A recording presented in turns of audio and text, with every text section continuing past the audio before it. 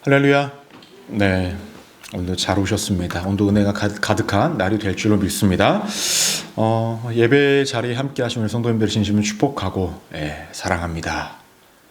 의심의 눈초리를 또 보시는데 사랑합니다. 네, 예배 시간을 바꿔서 뭔가 조금 새로워요. 제 입장에서는 좀 새롭고 익숙하지 않지만 이 자리가 더 많은 분들이 모일 수 있는 자리라고 한다면 이 자리를 통하여서 하나님께서 더 큰 은혜를 허락하시리라 믿습니다. 귀한 자리에 오셨으니 귀한 은혜 받으시기를 축복합니다. 우리 좌우 앞뒤에 계신 분들과 이렇게 인사할까요? 오늘도 잘 오셨습니다. 네, 또 이렇게 인사할까요? 귀한 은혜 받으세요. 귀한 은혜 받으세요. 네, 좋습니다. 오늘은 사무엘상 27장 1절부터 28장 2절까지의 본문을 근거로 현실적인 문제 앞에서 라는 제목으로 함께 은혜를 나누고자 합니다. 말씀 제목 한번 따라해 보시겠습니다. 현실적인 문제 앞에서.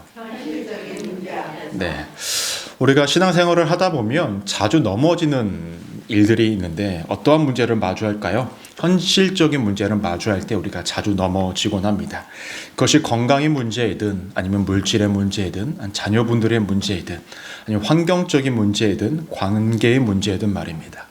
이런 현실적인 문제 앞에서 우리가 체감적으로 와 닿는 어려움과 힘겨움 때문에 우리는 하나님을 선택하기보다도 죄악을 선택할 때가 있고 하나님의 방법을 선택하기보다도 세상의 방법을 선택하면서 살아갈 때가 제법 많이 있다라는 거예요.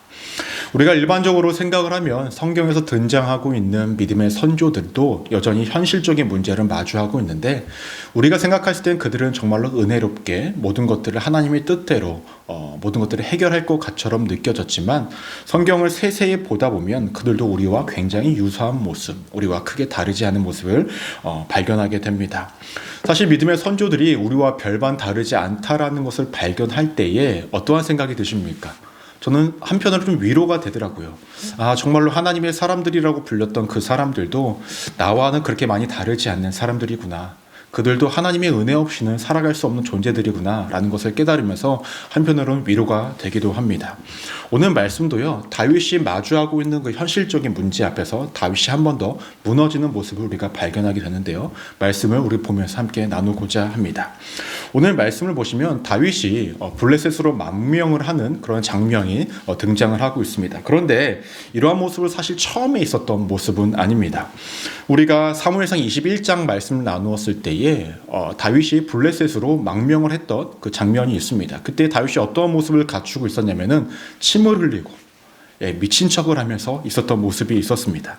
그 당시에 다윗이 왜 블레셋으로 망명을 했었냐? 사무엘상 21장 10절을 보니까 제가 읽어드리겠습니다.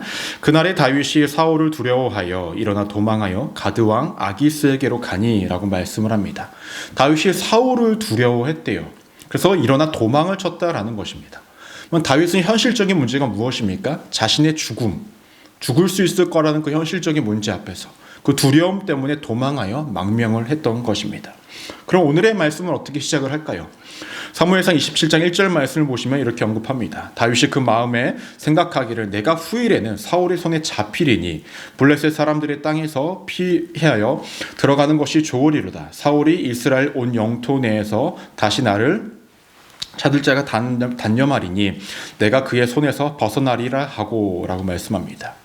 분명히 지난 시간에도 우리가 말씀을 나누었듯이 사울을 두려워하여서 다윗이 망명을 하였었습니다. 또 오늘 말씀도 보면은 어떻게 됩니까?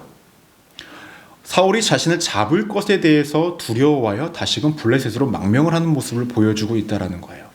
우리가 지난 시간에 사무엘상 26장을 나누었을 때 그 마지막을 보면 사울이 다윗을 어떻게 불렀냐면 내 아들아 라고 불렀었습니다. 그래서 각자 제 길을 가면서 축복까지 해줬다라는 거죠. 정말 아름답게 마무리를 짓는 것 같았지만 여전히 사울은 다윗을 잡으려고 하는 것 같아요. 오늘 말씀 4절을 보면 그것을 증명하고 있습니다. 4절을 보시면 다윗이 가드에 도망한 것을 어떤 사람이 사울에게 전하매 사울이 다시는 그를 수색하지 아니하니라. 이 말씀의 뜻은 무엇입니까? 사울은 지속적으로 다윗을 수색하고 있었다라는 거예요. 찾고 있었고 잡으려고 했었다라는 것입니다. 그러나 이제 자신들보다 강한 블레셋에 다윗이 망명을 했기 때문에 더 이상 찾지 않았다라고 이렇게 말씀을 하고 있습니다. 그렇다면 현재 다윗이 마주하고 있는 현실적인 문제가 무엇이냐라는 거예요. 사울이 여전히 자신을 쫓고 있는 것이 첫 번째 그가 마주하고 있는 현실적인 문제입니다.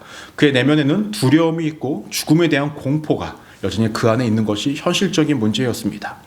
이어서 2절을 보시면 다윗이 일어나 함께 있는 사람 600명을 더불어 가드왕 목에 있는 아기스에게로 건너가니라 라고 말씀을 합니다. 여러분, 블레셋에는 큰 도시 5가지가 있었는데요. 그 중에 하나가 가드예요. 그것을 통치하고 있던 자가 누구였냐면 아기스입니다.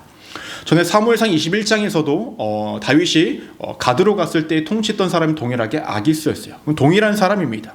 근데 이때에 누가 갔냐면은 다윗이 600명의 사람들과 갔다라는 거죠. 근데 중요한 건 여기서 남자 수만 600명이면 현실적으로 다윗과 함께 했던 무리는 약 2000명이 넘습니다. 그럼 다윗이 마주하고 있는 현실적인 문제는 무엇입니까? 자신만 바라보고 따라왔던 그 사람들을 먹이는 거예요. 그렇지 않습니까? 식량의 문제. 또 사울을 피해서 도망 다녀야 하니 안전의 문제가 또 있습니다. 또 그들이 2000명의 숫자가 적지 않잖아요. 그들이 안전하게 피할 수 있는 공간의 문제도 있어요. 이것이 다윗이 마주하고 있는 현실적인 문제였다라는 거예요. 도망자의 삶을 살아가다 보니, 광야에서 삶을 살아가다 보니, 그 길이 점점 더 길어지다 보니 힘들고 어려울 수밖에 없었다라는 것입니다. 더 나아가 여러분, 힘겨움에서 오는 그 마음의 압박과 그 고통이 지속되어지면 그 마음에 뭐가 생깁니까? 공허함. 계속 내가 피하고 도망 다녔는데도 계속 해결되어지지 않으니 다람쥐 쳇바퀴 돌듯이 삶이 연속되어지다 보니 그의 삶에 공허함이 생기죠. 또 하나님의 약속은 분명히 있는데 오랜 시간 동안 하나님의 약속이 이루어지지 않고 있지 않습니까? 다윗이 왕위에 올라야 하는데 그것이 이루어지지 않아요. 그러니까 그의 마음 가운데는 뭐가 있습니까? 영적인 공허함도 있었을 거예요. 즉 현실적으로 지금 마주하고 있는 상황이 무엇이냐면 공포, 자신을 따르는 무리들을 먹여야 하고 입혀야 하고 마시게 해야 하는 문제, 영적인 공허함, 심적인 공허함, 그 모든 것들이 지금 다윗의 마음에 엄습해 왔다라는 거예요. 그러니 그가 선택한 것은 무엇입니까? 다시금 망명을 했다라는 것입니다. 근데 여러분 기억하실지 모르겠습니다. 사무엘상 22장을 보시면 거기서 갓 선지자가 등장을 하는데요. 왜 등장을 하냐면 블레셋으로 망명을 했다가 다윗이 모압 쪽으로 갑니다. 근데 자신의 가족들을 모압에 맡기려고 해요. 근데 이때에 이제 갓 선지자가 등장을 하는데요. 그렇게 하지 말고 그 모압 땅에서 벗어나라고 다시 이야기를 합니다. 왜 이같이 이야기를 했냐면은 여러분 하나님의 통치가 물론 이 세상 가운데 다 임하여지고 있지만 이스라엘에게는 무엇을 주셨습니까? 그들에게 기업을 주셨어요. 하나님께서 직접적으로 통치할 땅을 주셨다라는 거죠. 그 가운데에서 살아가는 것은 무엇입니까? 하나님의 통치 안에서 살아가겠다라는 것을 의미해요. 근데 다윗은 어디에 지금 있었습니까? 모압 땅 가운데 있었다라는 거죠. 그래서 갓 선지자가 뭐라고 이야기하냐면 돌아가라 유다 땅으로. 하나님의 통치 아래 있어라. 하나님 믿음으로 나아가라. 더 나아가서 여러분 당시에는요 각 나라마다 민족들의 신이 있었습니다. 즉 자신이 살아가는 그 땅에 있는 신을 믿고 있었다라는 거죠. 근데 다윗이 만약에 모압 땅이나 블레셋 땅에서 거주하고 거기서 앞으로 살겠다, 망명하겠다라는 것은 무엇입니까? 그래서 하나님을 믿지 않고 이방신을 믿겠다라는 것과 다르지 않는 상황이라는 거예요. 때문에 갓이 유다 땅으로 가라라고 이야기합니다. 그런데 다윗은 이 같은 상황을 알고 있으면서 다시금 어디로 갔습니까? 블레셋, 이 가드 땅으로 다시 망명을 갔다라는 거예요. 즉 현실적인 문제 앞에서 그는 타협을 했다라는 것이죠.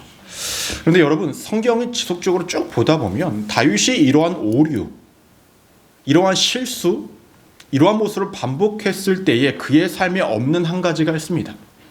현실적으로 마주하는 문제 앞에서 그가 굴복을 하고 타협을 할 때 나타나는 증상이 하나가 있었다라는 거예요. 우리가 첫 번째로 기억하셔야 될 것은 무엇이냐면 하나님께 묻는 것, 기도하는 것을 잊었다라는 거예요. 다윗이요. 늘 그가 기도하는 자 같았고 그가 늘 하나님의 품 안에 거하는 자 같았지만 그가 잘못된 선택을 했을 때에는 늘 기도하는 모습이 없습니다. 하나님께 묻고 구하는 모습이 없었다라는 것입니다. 사무엘상 23장을 보니까 블레셋 사람들이요 그일랏 사람들의 땅을 침범하여서 그들을 약탈했던 장면이 등장을 합니다. 근데 그때에 다윗이 그들을 도울지 말지에 대해서 하나님께 기도를 합니다. 근데 하나님께서 그들을 도우라라고 말을 해요. 근데 여러분 도망자 신세의 주제에 다른 사람들을 도와준다라는 것이 말이 됩니까? 만약에 도와줬다라는 소문이 들리면 사울이 다윗이 어디에 있는지 위치를 파악할 수 있지 않습니까? 그래서 다윗 주변에 있는 사람들이 뭐라고 이야기하냐면 우리의 지금 상황이 이제 도망자인데 누가 누구를 돕냐라고 이야기를 합니다. 그때 다윗이 한 번 더 기도를 합니다. 하나님 어찌할까요? 하나님께서 말씀하시죠. 그들을 도와라. 그때 그 전쟁에서 승리를 거두게 됩니다. 근데 그 이후에 한 가지 또 문제가 발생이 되어져요. 사울이 자신들을 쫓아오고 있다는 소문을 듣습니다. 다윗의 입장에서 어떠한 생각이 들었을까요? 내가 그일날 사람들을 도왔으니 그일날 사람들이 나를 도와줄 것이다, 숨겨줄 것이다 여겼지만 그일날 사람들이 어떻게 할지에 대해서 몰라서 다윗이 다시 한번 기도를 합니다. 하나님 어떻게 할까요? 그일날 사람들이 너를 넘겨줄 것이다. 그러니까 도망가라 라고 말씀합니다. 그 어떠한 미련도 두지 않고 다윗은 하나님이 인도하시는 그 안전한 길로 도망을 가게 됩니다. 기도를 했을 때의 현실적인 문제 앞에서의 다윗은 늘 하나님의 뜻대로 움직였고 그 길은 늘 안전한 길, 가장 좋은 길로 하나님께서 인도하고 계셨다라는 거예요. 하지만 이러한 현실적인 문제 앞에서 다윗은 오늘 말씀을 보니 다시금 기도하고 물었던 것이 등장을 하지 않고 있습니다. 물론 다윗의 입장에서 이렇게 생각할 수가 있겠죠. 기도할 힘도 없고 여력도 없고 시간도 없어서 못했다라고 말입니다. 누가 가장 많이 하는 핑계일까요? 우리가 하는 핑계죠. 현실적인 문제를 마주할 때 너무나 급하니까, 너무나 힘드니까 기도할 시간도 없고 기도할 여력도 없고 힘도 없습니다. 이렇게 말을 할 수가 있습니다. 근데 여러분, 이러한 말과 생각은요, 기도하는 것과 하나님께 묻는 것을 여러 방법 중에 하나 정도로만 생각을 했기 때문에 그러합니다. 만약에 하나님께 묻고 구하는 것이 다른 방법들보다 위에 있고 가장 중심이 되고 가장 우선순위가 되어졌다라고 생각을 한다면 그렇게 행동하지 않는다라는 거예요. 여러분, 만약에요, 정말로 아픈 사람이 있는데 의사가 처방해 준 약이 있습니다. 하루에 3번 이것은 반드시 먹어야 합니다. 당신이 이것을 먹지 않으면 당신은 죽습니다 라고 이야기를 했을 경우에 그 사람은 다른 것들로 그 약을 대체하려 하지 않습니다. 어떠한 일이 있어도 그 약을 하루에 3번 꼬박꼬박 먹을 거예요. 왜냐하면 그것이 자신의 생명을 살리는 유일한 길이라는 것을 인정하기 때문에, 믿기 때문에 그러합니다. 우리의 삶의 기도, 하나님께 묻는다라는 것이 이러한 수준이 되지 않는다면 우리는 기도를 여러 방법 중에 하나로밖에 생각을 하지 않는다라는 거예요. 우리가 하나님께 묻고 구하지 않는다라는 것은 무엇을 의미하냐면 하나님의 능력을 부인하거나 내가 기도하는 것을 하나님이 듣지 않는다고 생각을 하거나 아니면 기도하는 것이 여러 방법 중에 하나 정도로만 생각한다라는 거예요. 때문에 하나님께 묻고 구하지 않는다라는 것입니다. 여러분, 다윗은요, 적어도 하나님께 기도하는 것, 하나님께 구하는 것을 적어도 그 정도로만 생각했는지도 모르겠습니다. 현실이 바쁘고 긴급하니 빨리 자신의 생각대로 움직였는지도 모르겠어요. 근데 우리가 여기서 오해하지 말아야 할 것이 있습니다. 다윗의 그동안의 삶을 보면 제법 하나님 앞에서 인정받을 만한 삶이었어요. 하나님도 경험했던 삶이었다라는 거죠. 하나님의 뜻대로도 살아갔던 적도 많이 있었던 삶이었습니다. 하지만 과거에 그의 어떠한 쌓아놓았던 신앙의 역량이 지금의 그의 모습은 아니라는 거예요. 그동안 그가 기도한 적도 있었고 하나님께 물은 적도 있었고 하나님 뜻대로 살아가려고 발버둥 쳤던 그 모든 시점들이 있었지만 현재 다윗이 그 모습이 아니라는 거죠.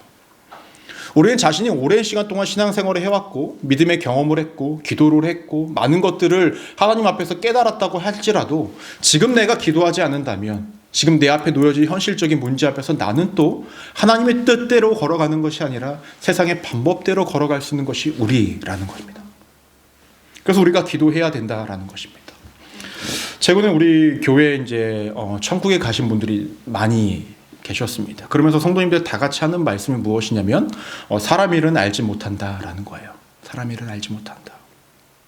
우리가 언제 하나님께 부름받을지 우리는 아무도 알지 못한다라는 것이 우리의 현실이라는 거죠. 때문에 우리가 매 순간 기도를 해야 된다라는 거예요. 여러분, 이렇게 오늘 교회 오실 때 운전하고 오셨죠? 운전하시기 전에 기도 잠깐 하셨습니까? 하신 분도 있고 안 하신 분도 있고. 내가 항상 익숙하게 오던 길을 오고 그 신호를 받아서 오고 그 길을 오다 보니까 항상 그 길은 안전했어요. 내 경험에 따라 내 머리에 어떤 데이터가 있는 거죠. 안전했고 이 정도로 가면 문제 없는 것. 하지만 그건 모르죠. 그렇지 않습니까? 기도해야 되죠. 우리가 식사하기 전에 여러분 기도를 하시죠. 근데 그 기도가 사실 좀 간절하기보다는 어떻습니까? 약간 예의를 갖추고 형식을 갖추는 기도가 많죠. 식사하면서도 우리가 기도하게 되죠. 한국에서 여러분 잘 아시겠지만 어떠한 그 예능 프로그램에서 한 성우가 떡 먹는 게임 하다가 떡 먹다 죽었습니다. 여러분, 사람들이 떡 먹다 죽을 거라고 생각한 적 있으십니까? 없죠. 떡이 목에 걸린 거예요. 그래서 이거를 빼지 못해서 숨이 막혀서 죽은 거예요, 기도가. 인생이 이렇습니다. 때문에 우리가 모든 순간 속에서 기도해야 해요. 그러니까 성경에 보시면 항상 기도하라고, 쉬지 말고 기도하라고 말씀하지 않습니까? 정말 진리 중에 진리입니다. 모든 순간과 모든 행동에 앞서서 우리가 기도해야 돼요. 하나님의 인도하심 속에 있어야 되고 하나님 보호하심 속에 있어야 된다는 것입니다. 다윗은 적어도 그것을 잊고 있었고 자신의 생각대로 살아가고 있었다는 것입니다. 그러니 어느 순간 자신의 주어진 삶 속에서 현실적으로 어떠한 대안을 선택했다라는 것이죠. 여러분들은 매일의 삶 속에서 어떻게 살아가고 계십니까? 익숙한 일상을 살아가다 보니 내 힘으로 모든 것들이 안전하고 지켜질 거라고 생각하고 계십니까? 아니면 이마저도 은혜 없으면 살아갈 수 없으니 내가 기도해야 된다고 생각하십니까? 우리 기도해야 됩니다.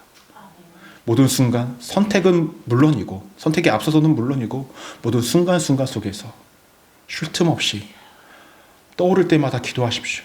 그 가운데 하나님이 일하시고 지혜 주시고 갈 방향성을 알려주신다는 것입니다.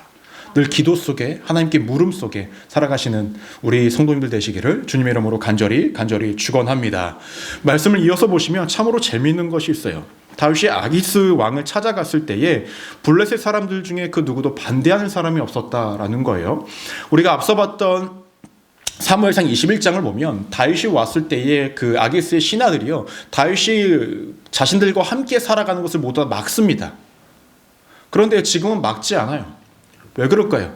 시간이 제법 흘렀는데 정말로 다윗의 모습을 보니 사울에게 쫓기는 자거든요. 도망자의 자거든요. 그래 더 이상 의심할 여지가 없이 그들을 받아줬다라는 것입니다. 때문에 5절 말씀을 보시면 이렇게 언급합니다. 다윗이 아기스에게 이르되 바라건대 내가 당신께 은혜를 입었다면 지방 성읍 가운데 한 곳을 내게 주어 내가 살게 하소서. 당신의 종이 어찌 당신과 함께 왕도에 살리까 하니. 그 가드 땅에 산지 얼마가 흘렀는지는 모르겠지만 일정 시간은 흐른 뒤에 다윗이 이같이 이야기를 합니다. 성읍을 하나 달라고.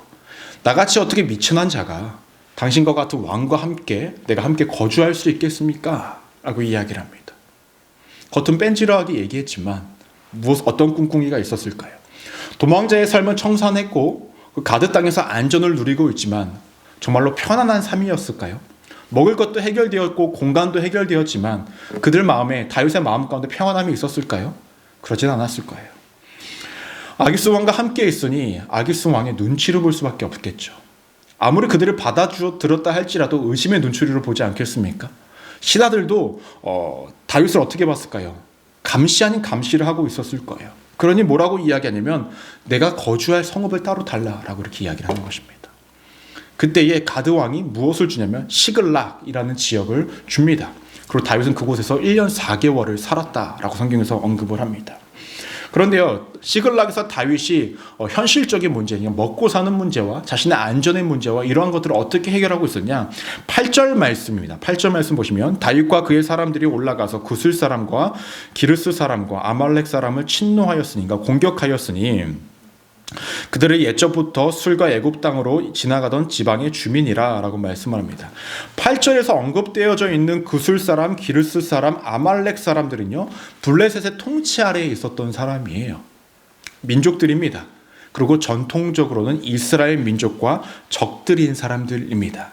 근데 다윗이 누구를 칩니까? 이 세 민족을 칩니다. 그들의 것을 빼앗는 것뿐만 아니라 그들을 모두 다 죽입니다. 남녀노소 막론을 하고. 그리고 빼앗은 것의 일부를 누구에게 주냐면 가드왕에게 바칩니다. 그러니 다윗이 10절과 같이 말을 합니다. 아기스가 이르되 너희가 오늘은 누구를 침노하였느냐 하니 다윗이 이르되 유다 네겝과 여라무엘 사람의 네겝과 겐 사람의 네겝이니이다 하더라 라고 말을 합니다. 다윗은 분명히 누구를 공격을 했죠? 아까 8절에 언급했었지, 구슬, 기르스, 아말렉 사람들을 쳤어요.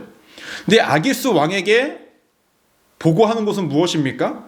완전 다른 사람들, 보고를 해요. 근데 유다 네겝과 여라무엘 사람의 네겝과 겐 사람의 네겝은요, 이스라엘 민족과 친분이 있거나 친족인 사람들이에요. 실질적으로 친 사람들과 보고한 것과 다르죠. 다윗이 거짓말을 한 거예요. 실질적으로는 블레셋 사람들의 통치 아래 있는 사람들을 쳐서 모든 것들이 약탈하고 뺏고 다 죽인 다음에 아기스가 좋아할 만한 이스라엘 백성들을 쳤다라고 이야기하면서 아기스 왕의 신뢰를 얻기 위해 이렇게 거짓 보고를 한 것입니다. 거짓 보고를 하니 아기스 입장에서는 어떻게 받아들입니까? 다윗을 더 신뢰할 수밖에 없겠죠. 근데 다윗이요, 그 모든 사람들을 죽였다, 남녀노를 다 죽였다라는 이유가 여기 있습니다. 누구라도 살려두면 소문이 어떻게 됩니까? 들어가니까 다 죽인 거예요. 그러니 아기스 왕이 이렇게 언급을 합니다. 12절을 보니까 아기스가 다윗을 믿고 말하기를 다윗이 자기의 백성 이스라엘에게 심을 미움을 받게 되었으니 그는 영원히 내 부하가 되리라고 생각하니라. 다윗을 자신의 영원한 부하가 되겠다고 생각을 한 것입니다. 완전하게 속인 것이죠. 그런데 이제 다윗에게 곤란한 상황이 발생이 됩니다. 우리 사무엘상 28장 1절 말씀 우리 함께 한번 읽어볼까요? 사무엘상 28장 1절입니다. 시작. 그때에 블레셋 사람들이 이스라엘과 싸우려고 군대를 모집한지라 아기스가 다윗에게 이르되 너는 밝히 알라. 너와 내 사람들이 나와 함께 나가서 군대에 참가할 것이니라. 어떻게 됩니까? 블레셋과 이스라엘 민족이 전쟁을 하게 생겼어요. 근데 다윗에게 뭐라고 이야기합니까? 너희 민족과 싸울 건데 너는 내 편에 서서 블레셋 편에 서서 이스라엘을 치는 것에 참가해라 라고 합니다. 다윗이요, 현실적인 문제를 해결하기 위해서 블레셋 땅으로 갔는데 어떠한 상황이 됐습니까? 또 다른 현실적인 문제를 마주하게 됩니다. 그래서 우리가 기억하셔야 할 두 번째는 무엇이냐면 현실을 택하면 또 다른 현실을 마주하게 된다라는 거예요. 따라해볼까요? 현실을 택하면 또 다른 현실을 마주합니다. 다윗은 현실적인 어려움을 피해서 간 곳이 블레셋이었습니다. 그렇다면 다윗이 생각한 현실에 대한 결과는 무엇이죠? 모든 것들이 훨씬 더 나은 삶, 평안한 삶, 모든 것들이 해결된 삶을 살아야 합니다. 근데 정작 그 다윗이 마주한 현실은 어떠했었습니까? 당장에는 먹을 것을 걱정하지 않아도 됐고, 공간적인 문제는 걱정하지 않아도 됐고, 자신을 따르는 무리들을 책임질 수 있는 상황은 이어졌지만 모든 것이 완벽했습니까? 그렇지 않다라는 거예요. 다윗이 마주한 현실은 아기스 왕과 그의 신하들의 감시 아닌 감시 속에 살아갈 수밖에 없었죠. 더 나아가서 눈치를 볼 수밖에 없었죠. 더 나아가 블레셋 사람들이 섬기던 다곤 신상 앞에서 살아갈 수밖에 없었다는 것입니다. 또 더 나아가서 전쟁이 멈췄습니까? 아니요. 그들이 먹고 살기 위해서 다른 민족을 쳐야만 했던 전쟁은 여전히 지속되고 있었고요. 이제 무엇보다 더 큰 위기는 자신의 민족들을 공격해야만 하는 상황에 이르렀습니다. 만약에 다윗이 일반적인 백성이라면 10,000명에서 살 수 있다라고 생각할 수 있지만 다윗은 어떤 사람이었죠? 하나님께 기름 부음 받은 자였어요. 왕이 될 자였고 자신에게 맡겨진 백성들을 보호하고 지켜야 할 자였습니다. 그런데 그가 지금 마주한 현실은 자신이 보호하고 지켜야 할 그 백성들을 죽여야만 하는 그런 상황을 마주하고 있는 것입니다.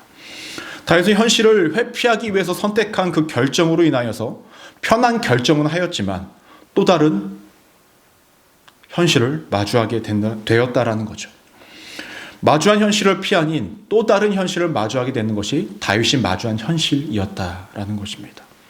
다윗의 모습이 우리의 모습이기도 합니다. 마주한 현실이 너무나 괴롭고 힘들어서 내 나름의 옳은 방법, 내 나름의 합리적인 방법, 내 나름의 긍정적으로 생각되는 방법, 편한 방법을 선택하여서 어떠한 길로 갔을 때에 하나님의 인도하심이 없고 하나님의 책임지심이 없고 하나님의 함께하심이 없는 또 다른 현실을 마주할 수밖에 없다라는 거예요.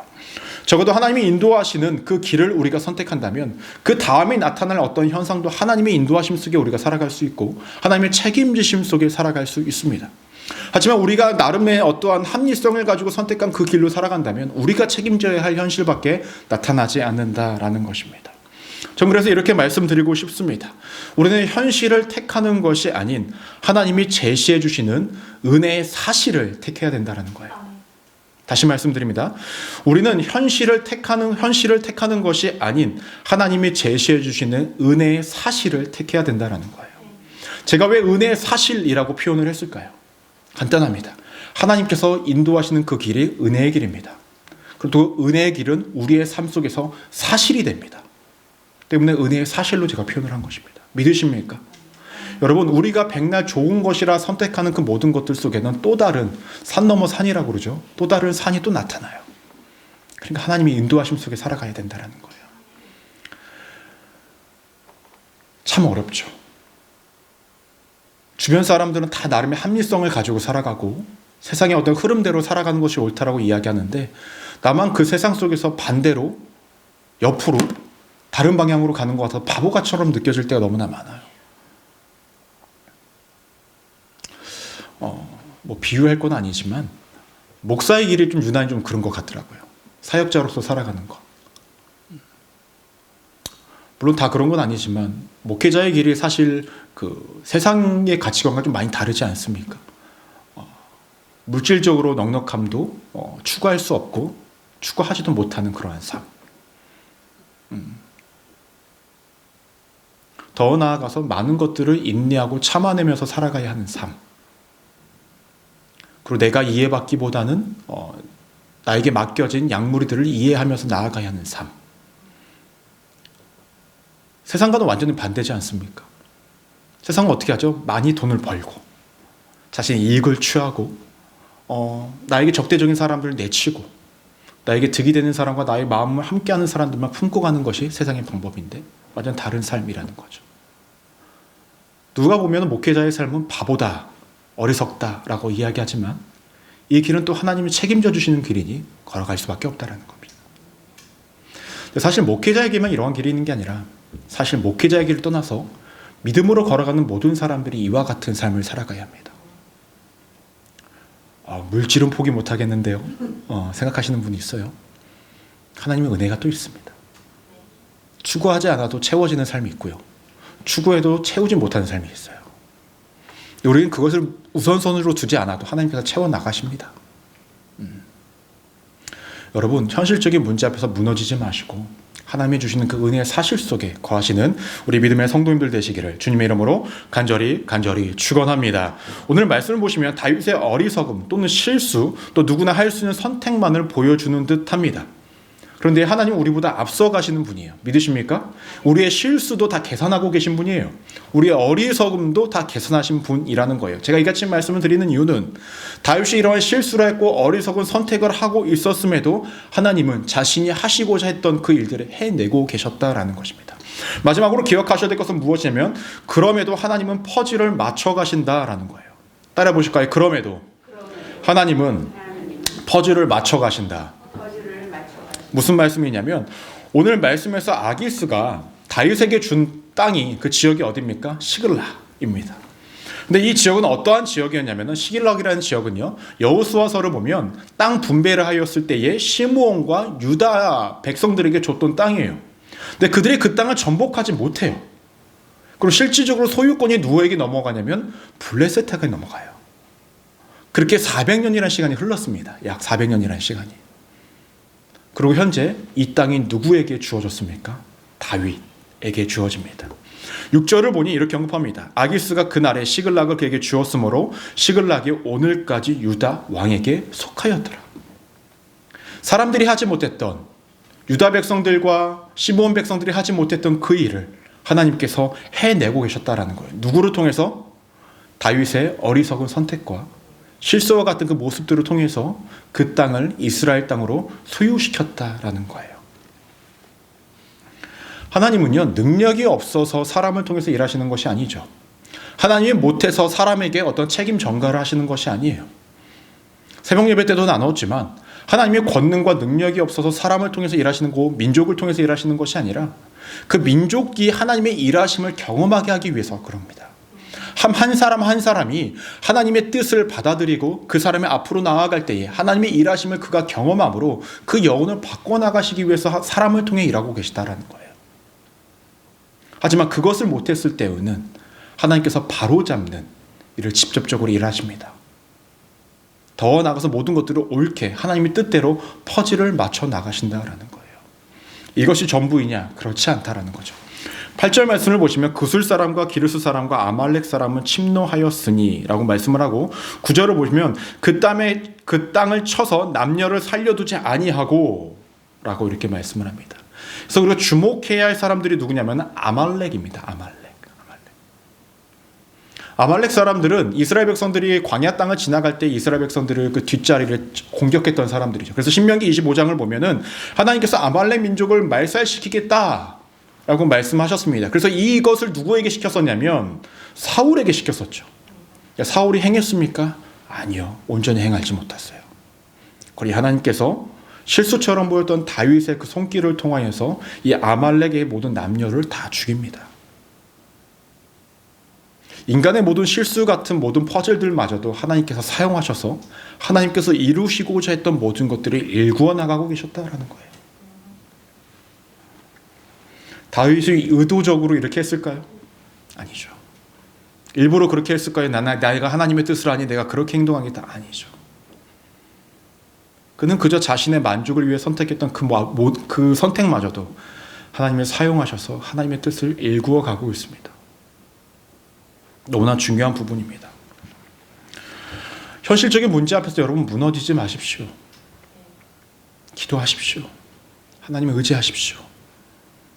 현실을 선택하면 또 다른 현실이 나타나고 또 해결할 수 없고 심경과 어려움이 반복됩니다. 그러니 우리가 하나님을 선택해야 한다는 거죠. 당장 눈앞에 보이는 현실이 도무지 무엇도 그 누구도 해결하지 못할 것처럼 느껴지는 그 순간이 온다 할지라도 하나님은 결국 이루시고자 했던 그 퍼즐을 맞춰가십니다. 우리 인간 개인 한 사람의 인생의 퍼즐도 맞춰가시고 이 세상의 모든 퍼즐도 하나님의 뜻대로 맞춰 나가신다라는 거예요. 이 믿음이 없다면 우린 또 내 나름의 선택을 하게 될 것입니다. 그러니 여러분 나름의 선택을 하지 않도록 늘 기도하십시오. 늘 은혜 속에 주의 은혜를 기억하시며 살아가십시오. 우리 믿음의 성도님들이 꼭 그렇게 하나님이 원하시는 은혜의 사실 앞에 사셔서 기도하는 자로 사셔서 늘 하나님의 인도하심 속에서 하나님의 보호를 받고 은혜 가운데 거하시는 우리 믿음의 성도님들 되시기를 주님의 이름으로 간절히 축원합니다. 기도하시겠습니다.